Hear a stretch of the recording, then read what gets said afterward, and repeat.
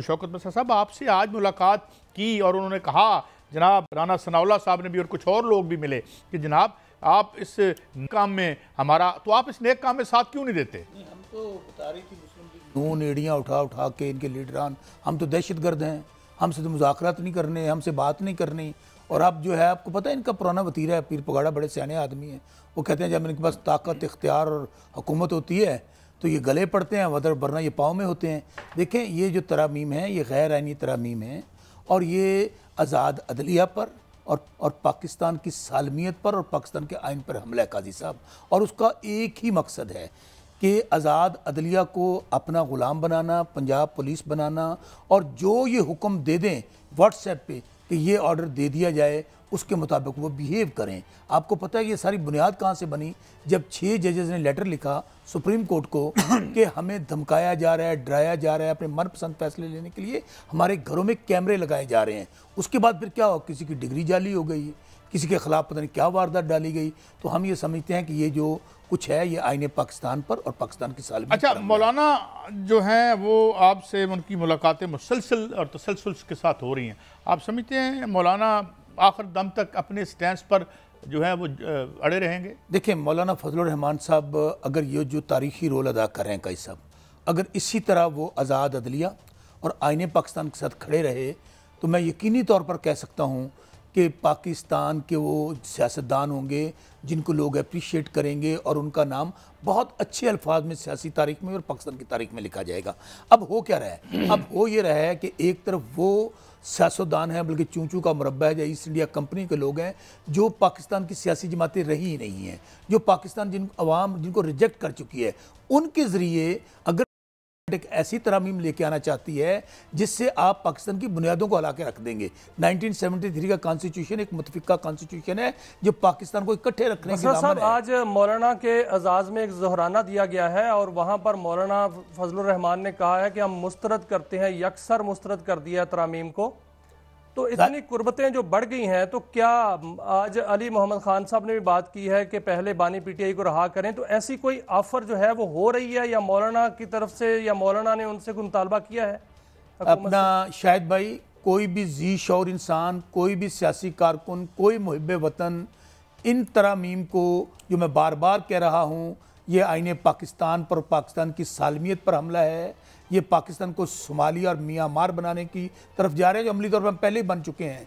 पहले ही हमारी अदलिया जो है वो 150 नंबर पे पहुंच गई है। ये एक सोची समझी साजिश। उसकी रीज़न क्या है? आज पूरा पाकिस्तान इमरान खान के साथ खड़ा है। ये अपनी मनपसंद अदलिया लाके इमरान खान को जेलों में रखना चाहते हैं, अवाम पर जुल्म और जबर करना चाहते हैं, और ऐसे जजेस चाहते हैं जो इनके ज़र खरीद गुलाम हों, इनके पपेट्स हों। और मैं एक बात बताऊँ, मुझे तो खबर मिली है काई साहब, आप सबसे शेयर करता हूँ कि ज़राए ये बता रहे हैं, और शदीद तीन ज़राए जैसे आप लोगों को ज़राए होते हैं, कि काजी फाइज ईसा या कोई रिटायर्ड जनरल वो इस जो आइनी अदालत बनाने जा रहे हैं उसके वो चीफ जस्टिस होंगे। और जजेस पे जिन नामों पे गौर हो रहा है उनमें ख्वाजा साद रफ़ीक हैं, राना सनाउल्लाह हैं, उनमें फैसल वाडा हैं, मोहसिन नकवी, आपके राजा परवेज़ अशरफ, शजील इनाम मेमन, मरियम औरंगजेब और उज़मा बुखारी के नाम तजवीज़ किए गए। ये तो कुछ तोता मैना की कहानी लग रही है। क्या तोता मैंने भी सुना है? अच्छा, मुझे ज्वाइन किया है राणा साहब, वो 2 सेनेटर्स पहले ओहदे से हटाएं फिर बात होगी जिनसे तहरीक इंसाफ नाला है। मैं ज़रा तारफ़ करवा दूँ, इंतहाई मोहतरम इख्तियार वली खान साहब रहनुमा मुस्लिम लीग नून KP के, उन्होंने ज्वाइन की है। हजूर ये गुफ्तगू आपने कुछ थोड़ी बहुत सुनी, ये कि क्यों इतना ज़रूरी है? मैं बाद में KPK के जो मामलात हैं और अफ़गान नाज़िमुल अमूर के मामलात उन पर भी आपका टेक ज़रूर लूँगा, लेकिन ये फरमाइएगा कि आम तौर पर लीगल फ्रेटर्निटी ये कह रही है कि ये नया लीगल स्ट्रक्चर जो आप लेके आ रहे हैं ये एक एग्जिस्टिंग जो है 1973 का कॉन्स्टिट्यूशन उसको तो ख़त्म कर देगा। फिर आप तो सूबे में से हैं और ये फेडरेशन है और ये कोई इस तरह का कुछ सेंट्रलाइज्ड नहीं है, तो क्यों इस पे एडमेंट है आपकी गवर्नमेंट कि ये ज़रूर हो? जनाब इख्तियार वली खान साहब। थैंक यू वेरी मच जी, बहुत शुक्रिया। सबसे पहले तो मैं 2 तनाजुर में इसका मैं जवाब दूंगा। पहले तो यह है ना कि जब तक कॉन्स्टिट्यूशनल अमेंडमेंट की जो उसकी प्रपोजल वो है, प्रपोज्ड बिल है, वो अभी तक आया भी नहीं था और इन्होंने कह दिया कि ओहो हो जी ये तो अदलिया पे हमला हो गया, ओ हो जी शब खून मार दिया है, ओ हो जी डाका डाल दिया गया है। बल्कि ये भी जो साहब बात कर रहे थे, मेरे ख्याल में शौकत महमूद बसरा साहब ही बसरा हैं, साहब मुझे तस्वीर तो दिखाई नहीं दे रही। जी बसरा साहब है। हाँ, बसरा साहब की पार्टी से हामिद खान साहब ने तो तहरीक का भी ऐलान कर दिया था। अभी इन्होंने बिल पढ़ा भी नहीं, अभी इन्होंने देखा भी नहीं, और ये कह रहे हैं ओ हो जी। इनका तो काम ही यही है कि ये तो पहले जो है तो वो शाम गरीबा मनाना शुरू कर देते हैं ना। इनकी तबीयत ऐसी है या मिजाज ऐसा है या इनका तरबियत ऐसी है या इनकी अकॉर्डिंग टू द सीन इनकी डिमांड ऐसी है कि इन्होंने यही करना है।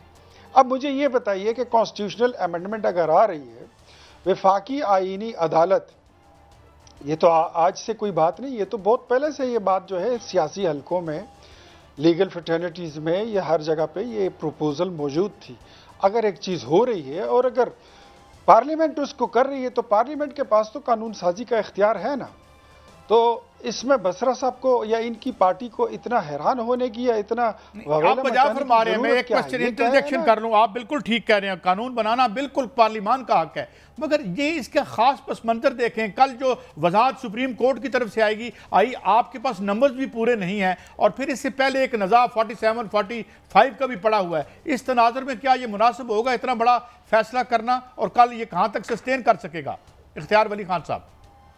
देखिए मेरी बात सुने, आपको मैं वो वाज़ेह अल्फाज में कहता हूँ, अगर हमारे पास नंबर्स पूरे नहीं होंगे तो फिर तो कोई अमेंडमेंट नहीं आ सकती, फिर तो कोई कानून पास नहीं हो सकता। और अगर नंबर्स पूरे हैं तो फिर पार्लियामेंट का राइट बनता है कि वो करे।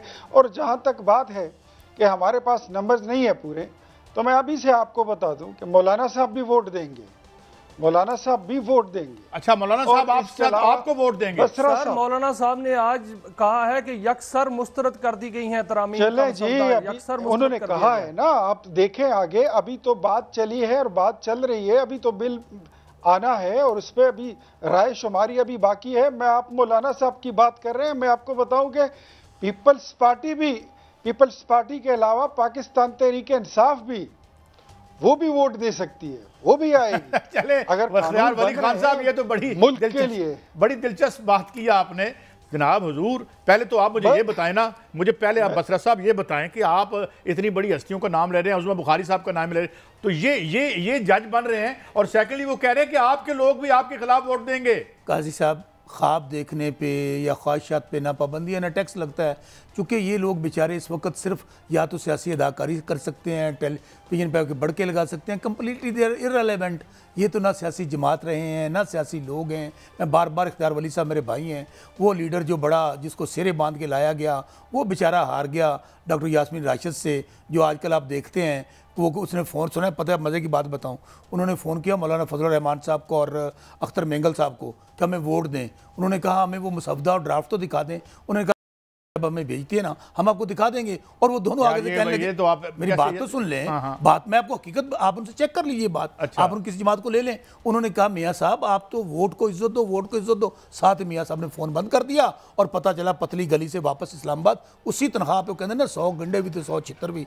इनकी ये सूरत हाल है। जहाँ तक हमें कहते हैं कि हमने वोट देना है, देखिए मैं फिर कह रहा हूँ किसी हम इनको ना वोट देंगे। हम तो ये हमें तो बताते थे कि एक मिनट हमें बताते थे हम दहशतगर्द हैं। ख्याल रखें। अच्छा नहीं, वो मैंने पंजाबी की खराब करना फिर मुझसे ज्यादा किसी को नहीं आता।